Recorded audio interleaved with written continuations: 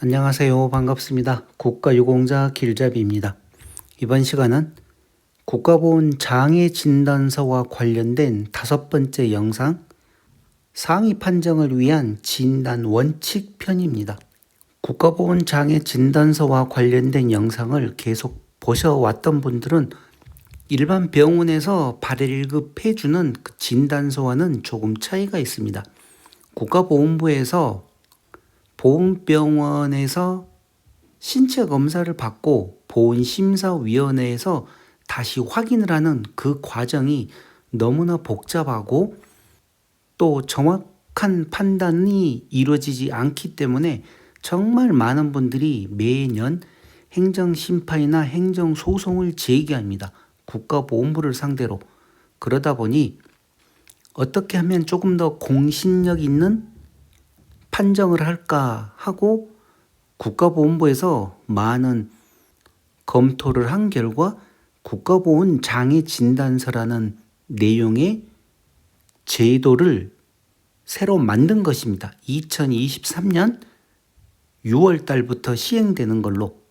그러다 보니 아시는 분들은 아시고 아마 대부분 이 국가보훈 장애진단서에 대해서 모릅니다.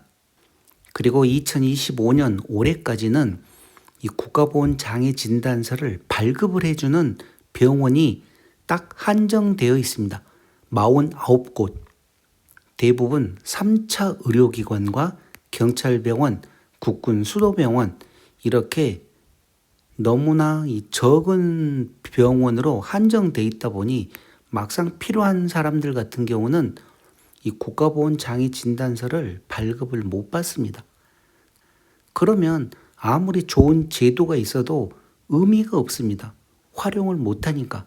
그런데 또 법을 개정을 해서 2026년 1월 1일부터는 그 상급 종합병원을 포함한 위탁병원 중에서 종합병원급 모두 합해서 140곳에서 이 국가보훈 장애진단서를 발급을 받을 수 있게 법이 개정되고 있는 중입니다. 정말 유공자나 참전 유공자이신 분들에게는 정말 좋은 소식입니다.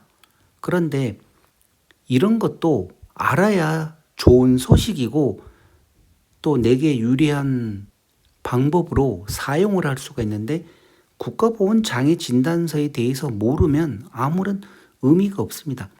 그래서 제가 지금 국가보훈 장애진단서와 관련해서 6개의 영상을 만들어 드리는 겁니다. 자, 이번 시간 상위 판정을 위한 진단 원칙은 어떤 내용인가 하면 국가보훈부에서 140개의 병원들에게, 그러니까 병원 행정하시는 분들과 의사분들에게 국가보훈부에서 요구하는 내용들입니다.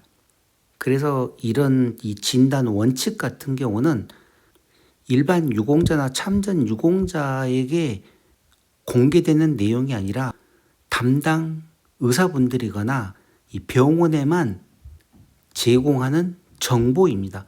그런데 제가 이 정확하게 국가보훈부에서는 병원에 어떤 내용들로 국가보훈 장애진단서를 발급하기를 원하는지 그 내용을 설명해 드릴 테니 이번 이 내용도 잘 참고해 보시기 바랍니다. 그리고 이런 내용을 알면 또 길이 보입니다. 아는 만큼 보이는 법이라고 국가보훈부에서 요구하는 게 어떤 내용인지 그런 내용을 정확하게 알고 계시면 좋을 거라는 생각으로 이번 이 영상을 만드는 것입니다. 자, 그러면 어떤 내용인지 차근차근 살펴보겠습니다. 상위 판정을 위한 진단 원칙이라고 국가보훈부에서 의료기관에 제공한 자료가 있습니다. 자, 기본 원칙 1. 공무 관련성이 인정된 전공상 상위처, 고엽제 후유증 질환 중 인정 질병 및 치료 경과 등과 의학적 인과관계가 인정되는 장애 상태에 대한 소견을 의학적인 관점에서 국가보훈 장애진단서 서식에 근거하여 누락 없이 진단하여야 함.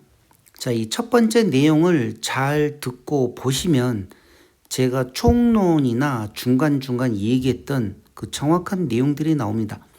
어떤 내용인가 하면 본인에게 아무리 많은 질병이 있어도 국가보건부에 인정된, 여기 나오죠? 인정된 국가보건부에 등록된 전공상 상위, 그리고 아니면 고엽제 후유증 질환, 그 질환들 중에서 국가보건부에서 인정된 질병, 이런 질병에 대해서만 치료 경과 등과 의학적 인과관계되는 장애 상태, 그러니까 장애가 있느냐 없느냐, 치료가 됐는데 완치가 되었다. 그러면 당연히 국가보건장애진단서는 발급을 못 해주겠죠. 이런 상태에 대한 소견을 의학적인 관점에서 국가보건장애진단서 서식에 근거하여 누락 없이 지금 이 영상 보시고 내 몸에 아무리 많은 질병이 있어도 그 질병이 국가보건부에 등록되어 있지 않으면 이 국가보건장애진단서는 발급을 받을 수가 없습니다. 자, 여기 나와 있죠? 인정된, 그리고 고엽제 후유증 질병 중에서 인정된 질병. 그래서 이 기본 원칙을 잘 아셔야 됩니다. 아무리 내 몸에 질병들이 많아도 국가보건부에 등록이 되지 않으면 이런 좋은 기회를 활용을 할 수가 없습니다. 정말 안타까운 일입니다. 이제는 국가보건장애진단서만 발급을 받으면 신체 검사할 필요도 없고 6개월, 9개월씩 기다릴 필요도 없이 바로 그냥 등급 판정이 나버리는데, 이런 좋은 제도를 시행을 해도 여기에 대해서 이거를 활용을 못하고 그동안 국가보건부에 등록된 질병이 무엇인지도 모르시는 분들은 이번 기회에 조금 알으셔야 되고, 또 아예 등록을 안 하셨던 분들은 등록을 하셔야 됩니다. 등록을 하셔야지 지금 당장 못 하더라도 또 몇 달 후에 등록이 되면 그 이후부터는 또 이런 좋은 제도를 활용을 하실 수 있기 때문입니다. 자, 그리고 그 다음 결손장애, 척추의 추간판 제거술을 시행한 경우 등 장애 상태가 명백함에도 장애 진단에서 누락되는 사례가 없도록 해야. 자, 이거는 무슨 내용인가 하면 대부분 이제 고엽제와 연관되신 분들에게는 해당이 안 되는 내용입니다. 왜 그런다면 이 척추와 관련된 디스크 수술 같은 경우는 고엽제 후유증에 포함되지 않습니다. 그런데 군대에서 훈련이나 공무 중 부상을 입고 이렇게 추간판 제거술을 시행을 했는데 국가보건장애진단서에 그냥 척추 1번과 2번에 추간판 제거술 시행함 이렇게만 적어버리게 되면 이 환자가 지금 어떤 장애가 있는지 그 내용을 보건심사위원회에서 확인을 하고 등급을 판정을 해줘야 되는데 할 수가 없다는 내용입니다. 그래서 정확하게 추간판 제거술을 시행을 했고 그 이후에 예를 들어 또 6개월이 지나야지 가능합니다. 6개월 후에 다시 검사를 했더니 어떤 장애가 있다. 그러면 그 장애가 있는 그 내용을 정확하게 장애 진단서에 기록을 하라는 겁니다. 만약에 기록을 안 하게 되면 유공자나 이 부상을 입은 사람 입장에서는 얼마나 억울하겠습니까? 그러니 국가보건부에서 이 기본 원칙에 무슨 장애가 있으면 그 장애 내용을 정확하게 기록을 하라. 이런 내용입니다. 자, 그리고 이제 빨갛게 표시돼서 나온 내용이 있습니다. 다시 똑같이 중복되는 내용입니다. 어떤 내용인가 확인을 하시게 되면 공무 관련성이 인정된 질병명, 그리고 고엽제 후유증인 질환, 후유증으로 인정된 질환, 이런 치료 경과 등 의학적인 인과관계가 인정되는 장애 상태에 대한 소견을 의학적인 관점에서 다시 한번 이 내용이 표시를 한 겁니다. 그만큼 중요하다는 내용. 뭐가? 공무 관련성이 인정된 질병, 그러니까 국가보건부에 등록된 질병만 장애 진단서를 작성을 해주라는 겁니다. 고엽제 후유증 질병 중에서 인정된 질병, 그런 질병만 장애 진단서를 작성을 하라는 겁니다. 아무리 환자가 많은 질병을 가지고 있어도 그런 질병에 대해서는 장애 진단서 작성하지 말라는 내용입니다. 자, 그리고 세 번째가 장애 소견 기재에 있어서는 객관적인 진단과 검사 결과 등을 기초로 하여 남아있는 장애 상태를 구체적으로 기재, 상위 등급 기준에 해당하는 문구, 노동 능력을 상실 또는 상위 등급을 직접 기재하지 않음. 이 담당 의사분께서 이 환자분을 좀 많이 도와주려고 이제 이런 국가보건부에서 제공하는 이런 정보들을 보다 보면 이 환자는 지금 뭐 6급에 해당되겠구나, 아니면 노동 능력을 많이 상실한 사람이구나 해서 진단서에다가 이런 내용을 적는다는 겁니다. 노동 능력을 뭐 4분의 1 이상 상실, 아니면 뭐 4분의 2 이상 상실하여 생활하는데 너무 불편함이 있는 것으로 진단됩니다. 뭐 그런다든지, 아니면 이 환자 뭐 언제 어떤 수술을 했고 지금 다시 검사를 하였는데 상위 등급 6급 1항에 해당되는 환자인 것 같습니다. 이런 식으로 국가보건 장애 진단서에 작성을 하지 말라는 겁니다.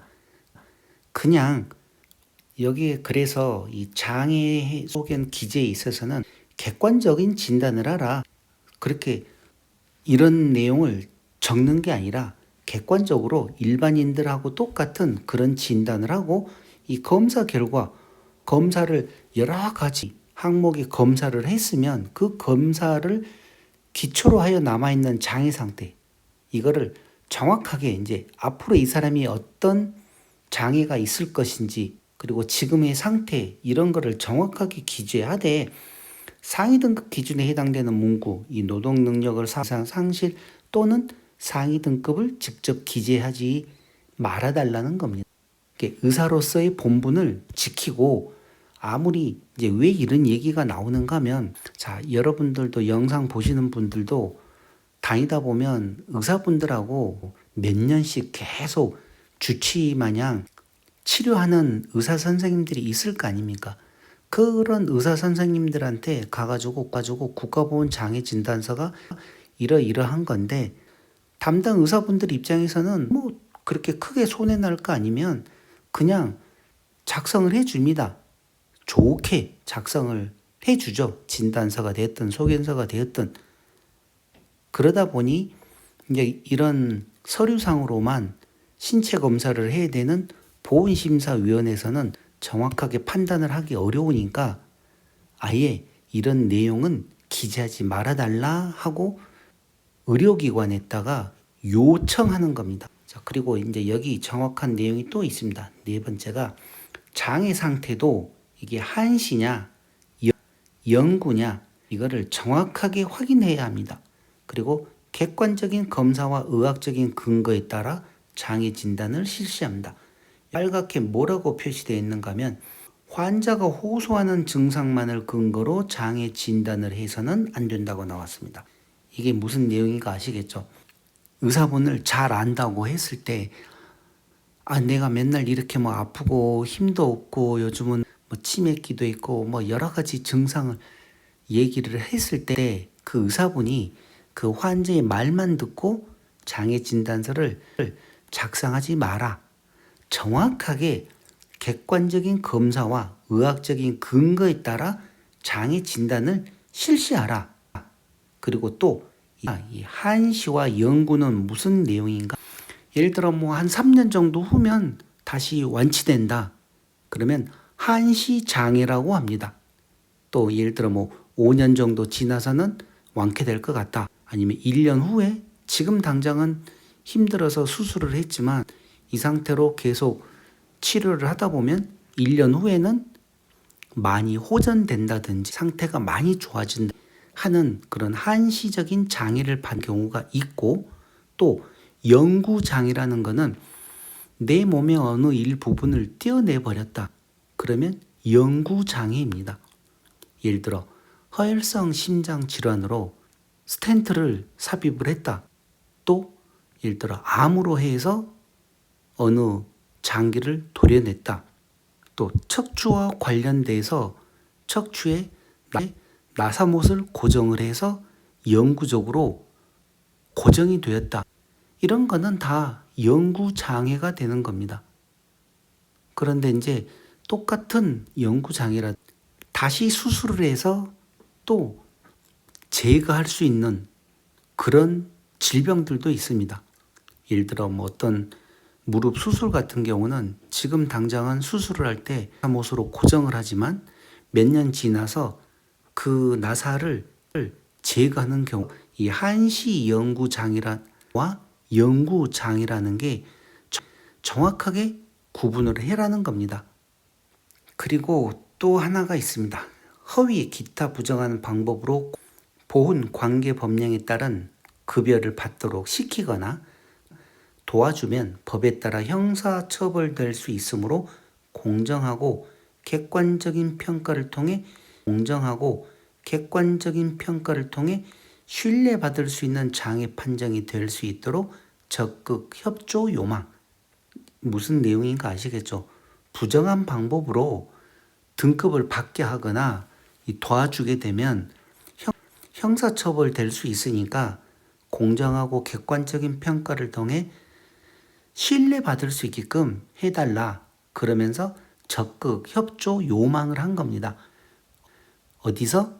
국가보훈부에서 각각 병원으로. 그러다 보니 의사분들이 이 장애 진단서를 작성을 할 때 그냥 부담 없이 써줄 수가 없습니다. 만약에 이게 잘못돼 가지고 내가 조금 도와주려는 마음으로 썼다가 이게 문제가 되게 되면 국가보훈부에서 이렇게 뭐 형사처벌까지 될 수 있다고 하니 누가 제대로 이거를 마음 편하게 발급을 해줄 수 있겠습니까? 이 일이란 거는 코에 걸면 코걸이, 귀에 걸면 귀걸이기 때문에 아무리 의사분들이 정확하게 검사를 해서 작성을 해줬다 하더라도 마음에 안 들면 왜 이런 식으로 또 작성했냐 하고 꼬투리를 잡을 수 있기 때문에 의사분들이 귀찮으니까 웬만하면 국가보훈장애진단서를 발급을 안 해주려고 그럽니다. 그래서 이런 내용도 잘 알고 계셔야 됩니다. 상위 판정을 위한 진단 원칙으로 이 신체 관절의 운동 가능 범위 측정이라는 게 제가 설명을 않고 그냥 간단하게 전체적인 내용을 읽고 그 다음에 간단하게 예를 들어서 설명을 하나 해드리겠습니다. 관절 강직의 정도는 이거 지금 이 신체 관절의 운동 가능 범위 측정 고엽제와 관련되신 분들은 그렇게 크게 해당이 안 됩니다. 고엽제 후유증 질병에는 이런 내용이 포함이 안 됩니다. 그러면 어떤 내용에 포함되느냐? 예를 들어 전투 중에 부상을 입거나 포와 관련된 예를 들어 뭐 파편, 다리가 뭐 절단이 되었거나 그런 분들은 예를 들어 이와 관련된 내용이 포함이 될 수도 있습니다만 일반적인 고엽제 후유증인 질병들에는 이와 관련된 내용이 없습니다. 지금 이제 계속 나오는 이 관절과 관련된 이런 내용도 살펴보시고 제가 이제 예를 들어서 조금 후에 하나 설명해 드릴 어떤 내용인지도 관절 강직의 정도는 수동적 관절 운동 범위로 평가하는 것을 원칙으로 하되 근육의 마비나 외상 후 건 또는 근육의 파열로 능동적 관절 운동 범위가 수동적 관절 운동 범위에 비해 현재의 작은 경우에는 능동적 관절 운동 범위로 평가한다. 관절 운동 범위는 각도기를 사용하여 측정해야 하고 신체 검사 대상자는 의사의 요구에 최대한 협조해야 하며 협조하지 않을 경우 기능 장애가 없는 것으로 평가한다. 의학적 임상 증상과 이를 증명할 수 있는 영상 의학 검사나 근전도 검사 등과 결과가 일치해야 관절의 기능 장애가 있는 것으로 판정. 하나의 장애가 다른 장애가 파생되는 관계에 있는 경우 단축, 강직과 변형 등에는 그중 등급이 높은 것 하나만 인정한다. 자, 제가 여기서 이제 예를 들어서 하나 설명을 드리려고 하는 거는 제가 이와 관련된 국가보훈장애 진단서를 하나 받아들였습니다. 제가 받은 게 아니라 제가 이를 같이 봐줬던 분을 모시고 정형외과 가서 이 무릎에 큰 부상을 입어가지고 수술도 많이 하고 안에 철심도 박혀 있고 막 나사도 박혀 있고 그런 분인데, 그분을 장애 진단서를 발급을 안 해주려고 하는 거를 그 담당 정형외과 의사분한테 사정 얘기를 해서 장애 진단서를 발급을 받았습니다. 근데 이제 발급 받기 전에 검사를 합니다. 과연 이 다리가 얼마만큼 구부러지는지 안 구부러지는지. 그런데 그 구부릴 때 각도기를 다리 옆에다가 세우고 이거를 일반적으로 그냥 내가 스스로 발로 이렇게 딱 구부려서 얼마만큼 구부려진다, 그거를 측정하는 게 아니라 옆에 보조하시는 분이 손으로, 두 손으로 그냥 꽉 눌려가지고 유공자분이 아프다고 하는 그때까지 이거를 눌려가지고 각도로 쟀습니다. 그게 한 번만 재는 게 아니라 이제 몇 번 그렇게 쟀었는데 측정을 했죠. 그래서 제가 옆에서 그 보조하시는 분한테다가 얘기를 했습니다. 아니, 환자가 이렇게 아파하는데 어떻게 이렇게 세게 할 수 있냐 그랬더니만 이 보조하시는 분이 저를 팍 째려보면서 하는 얘기가, 나가실래요? 딱 그러는 거예요. 제가 알았는데 너무 지금 세게 하는 거 아니냐고, 그렇게 얘기하시려면 나가셔야 됩니다. 딱 그러길래 제가 이제 아무 소리 않고 그냥 이제 지켜봤었는데, 그렇게 두 손으로 무릎을 꽉 누르면서 각도기로 측정을 했습니다. 3번 정도 측정을 해가지고 그걸 기록을 하더라고요. 근데 그렇게 눌려서 측정을 하면 다 정상으로 나오지, 정상으로 안 나올 사람이 어디가 있겠습니까마는 이제 그렇게 측정을 하는데 뭐라고 합니까? 그러다 보니 결론은 국가보훈장애진단서를 발급을 받았지만 이분은 그냥 등급 변동이 없었습니다. 재판정 신체 검사를 했는데도. 그래서 저도 설마 그렇게 강제로 환자가 아프다고 할 정도로까지 눌려가면서 측정할 줄은 꿈에도 생각을 못했습니다. 자, 이렇게 측정할 때 이런 일이 있었기 때문에 이런 경우도 있다 하는 거를 알으시라고 제가 이제 이렇게 예를 설명해 드리는 겁니다. 다음 2번, 동요 관절의 장애 평가. 관절의 인대 손상에 의한 불안정성은 환측의 관절 동요를 측정하고 건측의 관절 동요를 차감하여 결정. 전방 십자 인대가 파열된 경우에는 무릎 관절을 약 20도 이상 30도 이하 정도로 굽힌 상태에서 이제 이 내용이 또 나와 있습니다. 이 전방 십자 인대와 관련된 내용. 필요하신 분들은 사진으로 찍어서 이 내용을 정확하게 보시기 바랍니다. 왜 그런가 하면 국가보훈부에서 이와 관련된 내용을 의료기관에 요청하는 거기 때문에 이런 식으로 검사를 한다. 제가 조금 전에 얘기해 드렸던 것 같이 각도기를 재고 측정한다는 것. 그리고 청력장애와 관련된 내용. 그리고 청력검사와 관련돼서 한 번 더 하는 내용이 있고, 이제 기타 신체장애평가, 말초신경병과 관련된 국가보훈장애진단서 발급에서 고엽제로 인한 말초신경병은 전신성 말초신경병을 의미합니다. 외상성 신경마비나 수근관 증후군에 의한 정중신경 손상과 같은 국소적 신경 손상, 신경근병증은 제외한다고 했습니다. 그러니까 말초신경병으로 국가보훈장애진단서를 발급을 받으시려고 그러면 본인이 이 전신성 말초신경병일 경우에만 국가보훈장애 진단서를 발급을 받을 수 있다는 내용입니다. 이 허혈성 심장질환과 관련해서도 허혈성 심장질환의 경우 변이형 협심증, 미세혈관 협심증, 심근교, 이 심근교라는 것은 심장 표면을 주행하는 관상동맥이 심장 근육 속에 들어가 있는 경우를 이 심근교라고 합니다. 심근교라고 합니다. 이 세 가지는 상위 등급 평가에서 제외합니다. 이 세 가지는 국가보훈장애 진단서를 설령 발급을 받아왔어도 상위 등급 평가에서는 제외한다는 내용입니다. 많은 분들이 허혈성 심장질환이나 협심증을 가지고 등급을 받고 계시는데 그 중에 또 몇몇 분들은 등급을 못 받는 경우들도 있습니다.